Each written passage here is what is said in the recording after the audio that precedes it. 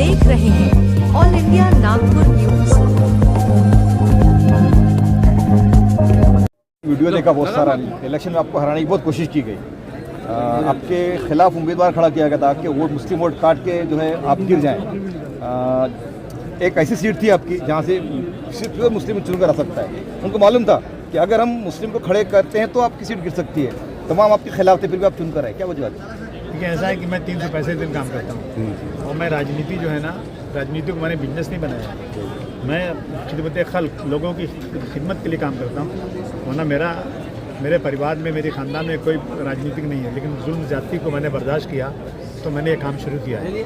तो जनता जानती है अच्छी तरह से, बहुत लोगों ने कोशिश किया, बहुत किया, लेकिन फिर भी मैं चुन कर आ गया और मैं काम कर रहा हूँ। और जिन लोगों ने चुन के दिया, मैं उनका शुक्रिया अदा करता हूँ और उनको यकीन दिलाता हूँ कि आपको कभी अबू आसिम से मायूसी नहीं होगी। ऐसा तो नहीं है कि आपसे हमदर्दी के लिए बोलते हैं और अब ऐसा तो कुछ नहीं है ना कि आपकी अच्छी बातें करके तो लोग वोट ले लें मुसलमानों के? अगर एक बार ले सकते हैं ना, बिल्कुल बना के 2 बार ले सकते हैं। मैं जब पहली बार लड़ा ना तो मुझे 15,000 वोट से चुन गया, दूसरी बार 25,000, तीसरी बार 35,000, मतलब हर बार मैं वोट से ज़्यादा चुन गया। अब की बार जो ना, सब लोगों ने वहाँ क्या है कि सारे कारपोरेटर मेरे हैं, MLA मैं हूँ, तो जितनी पार्टियाँ हैं वो सब बेचारे परेशान हैं कि जब तक अबू आसिम लड़ेंगे हम लोग को हमारे कुछ दाल गलेगी नहीं। तो ये सब मिलके इकट्ठा करके एक साजिश की है कि अबू आसिम को हराओ। अल्हम्दुलिल्लाह नहीं हरा सके, हालांकि मैं कम वोटों से चुन कर आया, फिर भी 12,500 वोट से चुन कर आया।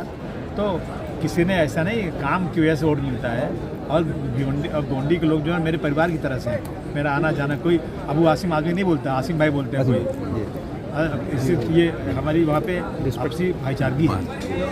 इस बार BMC चुनाव में ऐसा तो नहीं होता। अच्छा, अब जब भी आपने कई लोगों को नेता बनाया, कॉर्पोरेटर बनाया, उससे आमदार बनाया, मिनिस्टर बनाया, फिर आपको लोग छोड़ के क्यों जाते हैं, क्या बात? आपने नहीं सुना हज़रत अली का कौल है, जिसके साथ हमदर्दी करो उसके शर से बचो। हज़रत अली एक बार जा रहे थे बाज़ार में, तो एक आदमी ने उनको गाली बका, कुछ उल्टा सीधा बोला, तो उनके साथ सिपाही तो तलवार निकाला, बोले रुक जाओ। देखो नीचे से ऊपर से देखा कि ये आदमी जो मेरे खिलाफ बोल रहा है, तो मैंने इसके साथ हमदर्दी कब किया है। यानी आप याद रखिए, जिसको साथ हमदर्दी करो उसके शर से बचो।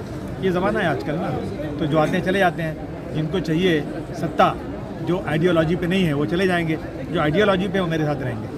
आपको डर लगता नहीं कि आप खुला बोलते हैं, एकदम खुली कौम की बात करते हैं? मैं किसी के बाप से नहीं डरता हूँ तो अल्लाह ताला से डरता हूँ। और इस मुल्क में किसी की मेहरबानी पर नहीं रहता हूँ। मैं मेहरबानी किसी की है तो अल्लाह की मेहरबानी है, और जिस दिन मौत लिखी होगी उस दिन मौत हो जाएगी, और मारने वाला थक जाएगा, मौत नहीं होगी तो मेरा बाल बांका भी नहीं कर सकता। ये मेरा मानना है।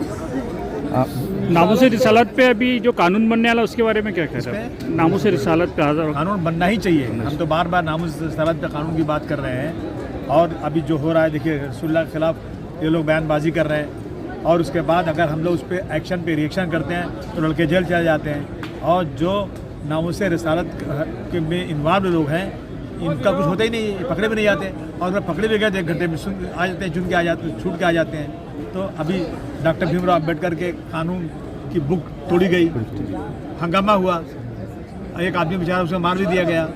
तो मेरा कहना है कि ये कानून ऐसा बनाइए कि लोग डरें, चाहे वो कुरान शरीफ हो, मस्जिद हो, मंदिर हो, वेद हो, या हुजूर सल्लल्लाहु अलैहि वसल्लम हो, या कोई देवी देवता हो, या डॉक्टर भीमराव अम्बेडकर हो, या गांधी जी हो, या मौलाना अबुल कलाम आज़ाद हो। ऐसे लोगों के खिलाफ यदि किसी ने बेइज्जती वाली बात, अपमानित वाली बात किया तो उसको जेल जाना चाहिए, और 10 साल की सज़ा होना चाहिए, और 2-4 साल तक जमानत भी नहीं होना चाहिए। अगर ये होगा ना तो किसी की मजाल नहीं कि कोई बोल सकता है। और जिस दिन कानून बन जाएगा ना, उस दिन महाराष्ट्र का 50 से 60% जो है ना, लॉ एंड ऑर्डर सुधर जाएगा। महाराष्ट्र राज्य अल्पसंख्यक आयोग इस पर क्यों नहीं पहल करता? कभी ऐसे देखने में आया नहीं। सब चमचागिरी करते हैं, इसलिए नहीं करते हैं। नहीं, चमचागिरी करते जरूर है, लेकिन आप भी उसमें कुछ बोल सकते हैं ना उनको। बोल तो रहे हैं, कितने बोल सकते हैं, मतलब ये चिल्ला के बोल रहा हूँ, नहीं वो बोल रहा हूँ, सड़क पे बोल रहा हूँ, सबको बोल रहा हूँ। अच्छा, तो ये जितने भी अल्पसंख्यक के बोर्ड बने थे अभी पिछली बार जो सरकार में, इसमें कुछ गलत तरीके से भी अपॉइंट हुए, ऐसा कुछ सुनने में आया था। तो अभी उन लोगों का अभी नया CM बना है, तो वो पूरे बोर्ड अभी पूरे खत्म करके नया शुरू हो सकता है कि नया तरीके से बन सकता है? होगा, नया शुरू भी होगा तो वही चीफ मिनिस्टर पहले थे, वही लोग आज भी हैं। तो जो लोग बीजेपी में हैं तो बीजेपी की आइडियोलॉजी पे काम करेंगे। बीजेपी की आइडियोलॉजी क्या है? आइडियोलॉजी है कि मुसलमानों को गाली दो, मुसलमानों की मस्जिद में जाकर वहाँ पथराव करो, कुरान शरीफ जलाओ, मुसलमान को पकड़ के उनसे बोलो जय सिया राम बोलो। आयोग उनको तो मारो। संविधानिक पद है ना, संविधानिक मेहरबानी पे मिला हुआ है, कोई चुन के आया हुआ नहीं है। जिस दिन वो बीजेपी की आइडियोलॉजी के खिलाफ गए उस दिन निकाल दिए जाएंगे। आपके दो इसके पहले आमदार थे और आपके महाराष्ट्र में पूरे आपके काम बहुत सारा काम है, वर्क है, फिर आपको 2 सीट देगी, ज़्यादा सीट भी नहीं देगी। अरे भाई साहब 2 तो बच गई, बहुत बड़ी बात है। बड़े बड़े तुर्रों हार गए, सीट ही नहीं आई। बाला साहब थोराट, उनके पास इतना स्टाफ है, इतने लोग अपने खुद के हैं कि कभी हार ही नहीं सकते, वो हार गए। पृथ्वीराज चौहान साहब जो मुख्यमंत्री थे वो हार गए, बड़े बड़े लोग हार गए। मैं बच गया, 2 सीट मेरी रह गई। ये क्या 100% रेशो है ना आपका चुनकर लाने, 2 सीट पे चुनकर लाया आपने। हाँ तो मगर मैं ज़्यादा चाहता था। बीएमसी के चुनाव आप साथ में लड़ेंगे कि किसके साथ? महायुति के साथ? हाँ, कौन सा महायुति?